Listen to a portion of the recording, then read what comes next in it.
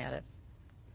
What is But the anyway. origin and history of karate and all of the other, because there's many levels, right? Yes, there's many aspects of the martial arts. The martial arts actually didn't start out as the martial arts.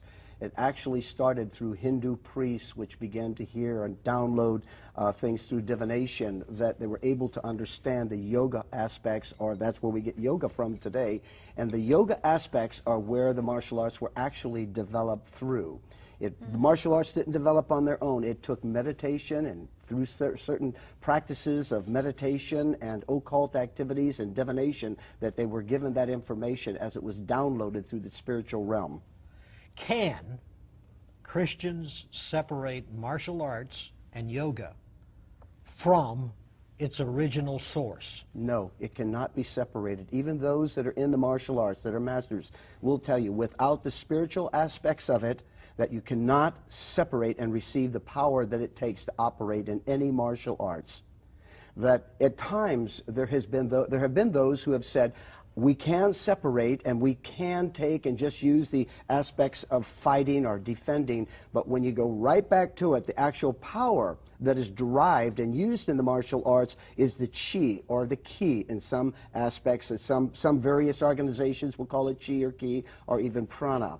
But that power has to come from somewhere. You can't snatch that power from nothing and apply it to your training and say, well, it's just nothing that became something. Fuel must come from somewhere in order to fuel the martial arts and give it the power that it needs in order to be effective. Did you yes, feel that very power? much so. 70,000 Hindu missionaries in the U.S., yoga instructors, and many are claiming to be Christians. Yes. In your book. Many.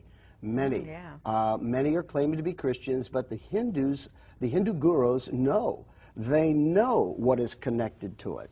And so in essence, what they've been saying, that our mission is complete. We are now ready to take over Christianity, because we have entered churches, and we've had all of these people that were training in our yoga studios that are now at a place that they are part of us, because what we have, they now have. There was a transfer of that Hindu religion, and it's basically, Hinduism is the old term, New Age is the new term, and so they've now incorporated that into the training methods that they're incorporating in American yoga. How about Christians that practice yoga? Because I know some that do. What is that? They cross their legs and they do this thing. Yeah, what is that? That's a form of meditation.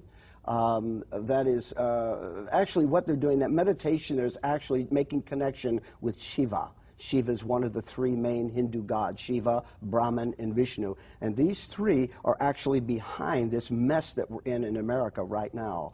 And What so, do you mean by that? well, what they're doing, see, Vishnu is the one that is in control. He is the strong man. He is the strong man, if you will, in the atmosphere that controls the Hindu people. And everywhere that you go in India, you will see these people that are actually in Hindu positions. They're actually in positions where they're worshiping the Hindu god Shiva.